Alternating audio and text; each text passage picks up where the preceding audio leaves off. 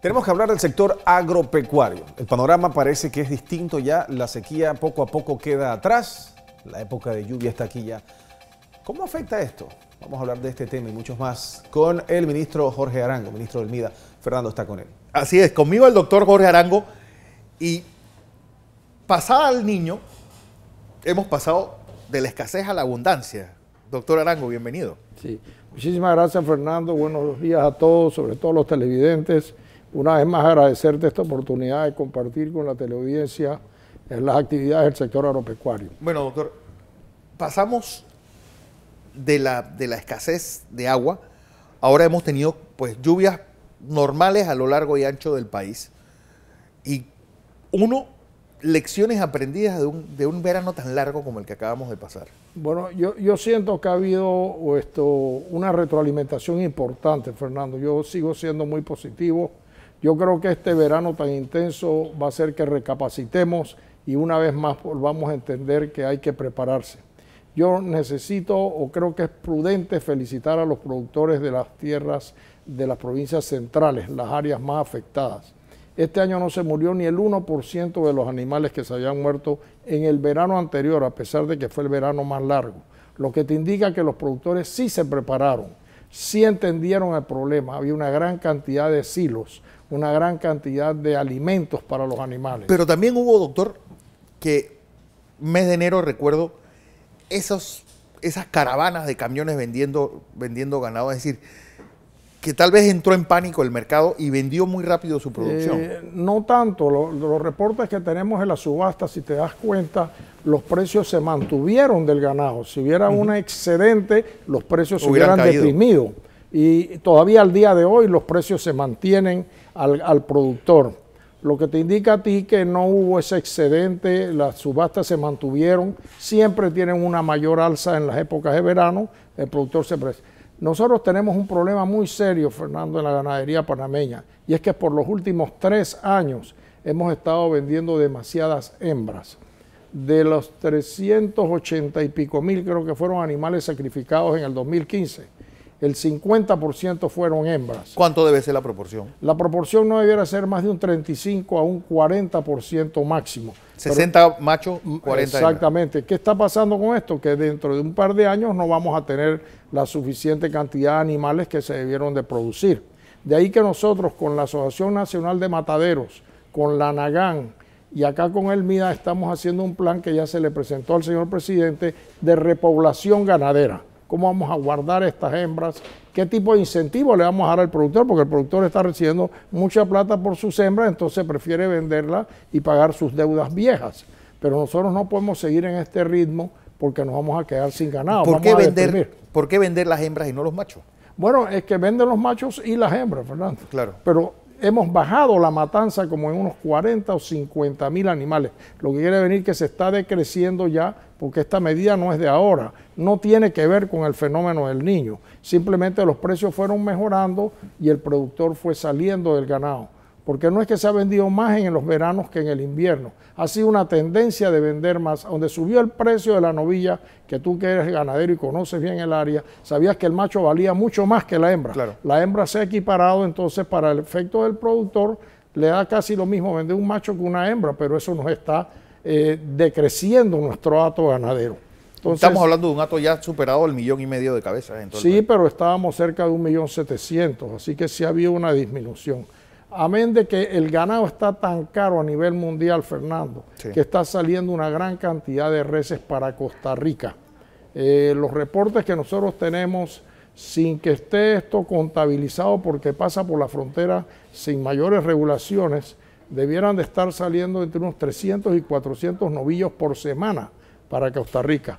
Eso hace entonces que el ganadero también mate sus hembras más porque los machos se están yendo para afuera. Se está yendo para afuera. Sí. Bueno, hablando de carne, decía el profesor Joané, de abril a abril, todo lo que tiene que ver con carne ha tenido un incremento de precio al consumidor de un 13%. Sí, yo creo que es interesante analizar estas cifras, porque acuérdate que de todos los cortes que tiene una res, 5 están regulados. Así que eso no pueden haber subido de precio. Sin embargo, viendo las estadísticas, nosotros encontramos cosas muy interesantes, Fernando. En el 2009 este país importaba 9 millones de dólares en carne anual. Para el 2014 terminamos en 29 millones de dólares en importaciones. Todavía no he tenido la cifra exacta del 2015, pero acuérdate que se abrieron mercados por los libres tratados, los tratados de libre comercio con Paraguay, con Uruguay. ¿Y eso qué hace? Que traigan carnes finas nada más, porque esos países no van a exportar jarrete y las carnes que nosotros tenemos reguladas.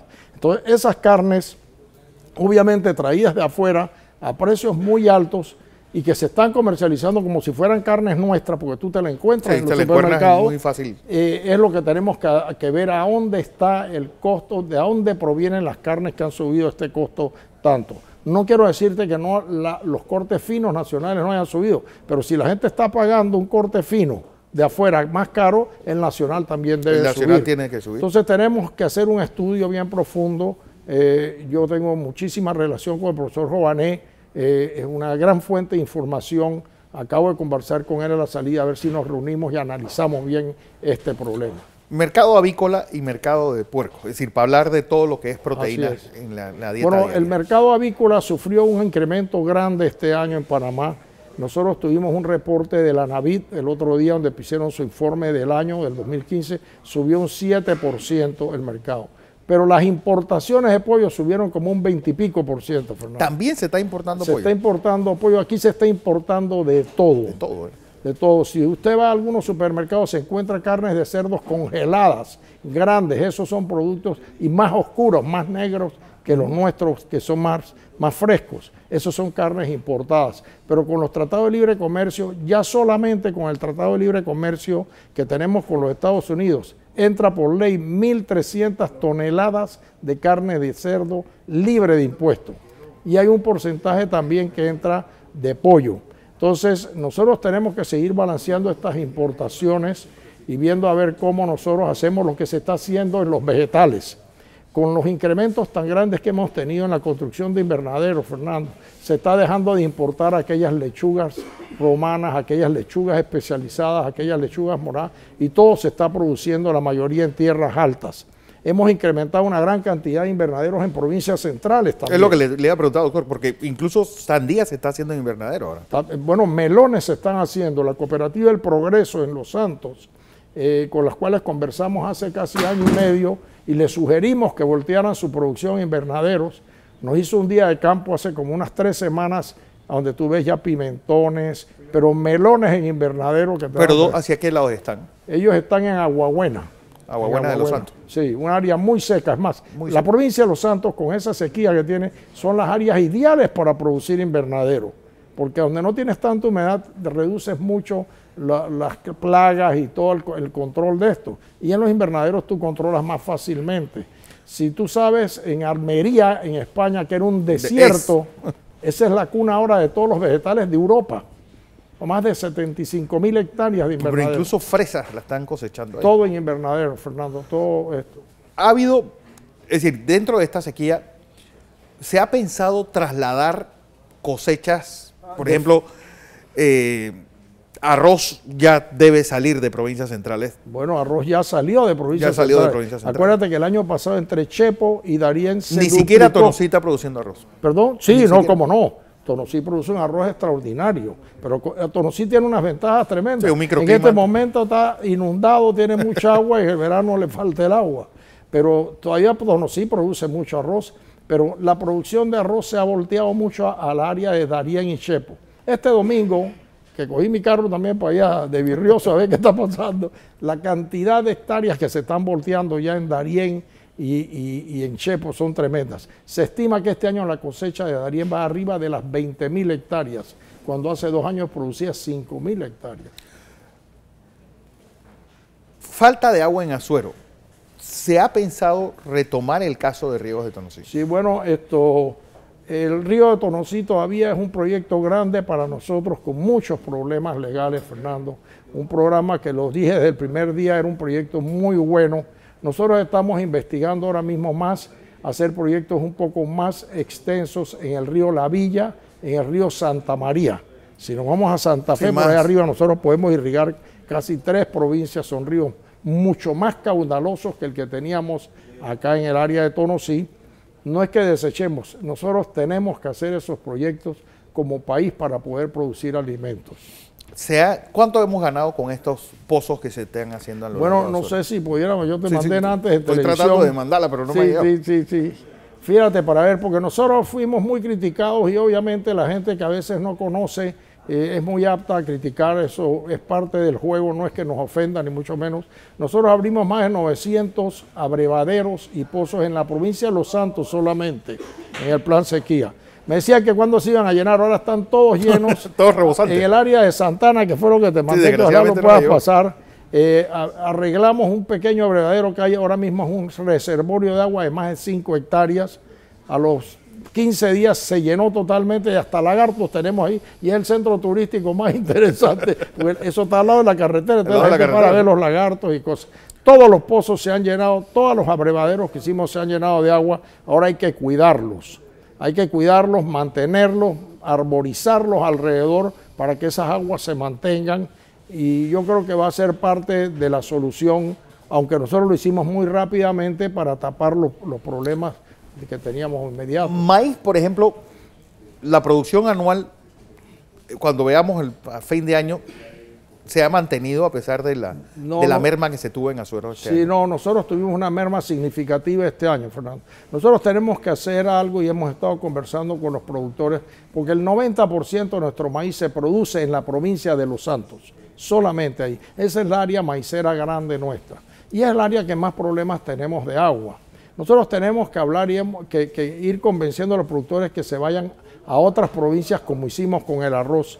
En sus tiempos, la provincia de Arica era una gran productora de maíz, pero ¿te acuerdas? Cuando no tenía buena carretera, la gente fue abandonando porque no podía sacar el maíz. Los ratones se comían el maíz en los años 80 y 90, pero nosotros tenemos un potencial muy grande en Darién para producir maíz. Este año se perdieron casi 5.000 hectáreas de maíz en la provincia de Los Santos.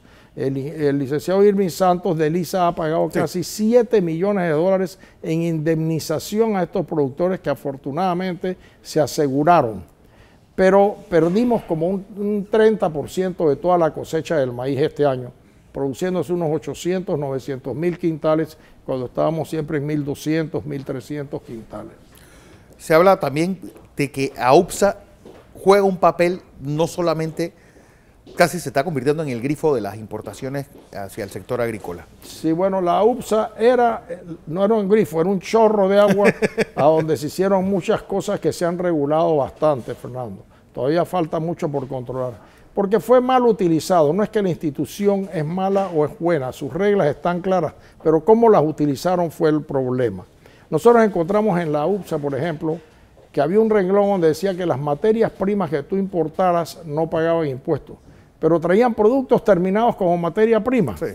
Nosotros acabamos de cancelar la licencia de casi 70 productos que decían ser lácteos, jugos, leches, yogures, etcétera, y no tenían una onza de leche, porque eran aceite vegetal. Aceite vegetal, sí. En juguitos, esos juguitos que uno ve importados, por ejemplo, no cumplían con el 35% que debes tener de pulpa, que le exigimos a los que producen eso nacionalmente, a las grandes empresas y a las empresas de cítricos, claro. Los paramos también. Hemos ido haciendo una cantidad de regulaciones. Yo creo que la UPSA es probablemente de las entidades del sector agropecuario que más se ha movido a rectificar problemas que teníamos antes.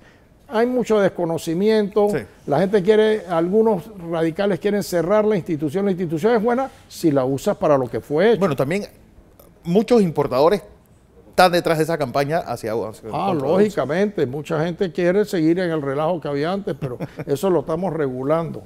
Yo te diría que el futuro del sector agropecuario es muy promisorio. Es muy promisorio. La falta de alimentos en el mundo va a ser tremenda. El potencial nuestro de producir alimentos está apenas en pañales, Fernando. Con esta posición y esta logística que tiene Panamá para exportar, yo no veo por qué nosotros no podemos ser grandes exportadores. Bueno, de eso voy a tener una entrevista más adelante, doctor, porque va a estar con nosotros Rommel Trosch, que acaba de ser el escogido presidente de la Asociación de Personas de Puerto. Y exactamente... vamos a tocar el tema ampliación del canal, mercado logístico portuario y cómo nuestros productos pueden venderse al mundo a través de esto. Eso va a ir casado con ese concepto que tenemos y estamos empujando hace año y medio con el Ministerio de Comercio del Hub de Alimentos de América. Que todo se concentre en Panamá como se hacía en zona libre o se hace en zona libre y de aquí redistribuimos y así nosotros hacemos nuestras exportaciones a las riberas del Canal de Panamá. No tenemos que mandar ningún contenedor a Europa. A que se distribuya, que se convierta. Porque allá no tenemos quien lo siga, le echan cuento al productor que se perdió la fruta. No, aquí nosotros tenemos los brokers en Panamá y es un concepto muy similar al de Rotterdam con las flores. Todas las flores se concentran y de ahí se redistribuyen. Bueno, doctor, como siempre, un placer tenerla aquí. Doctor Jorge Arango.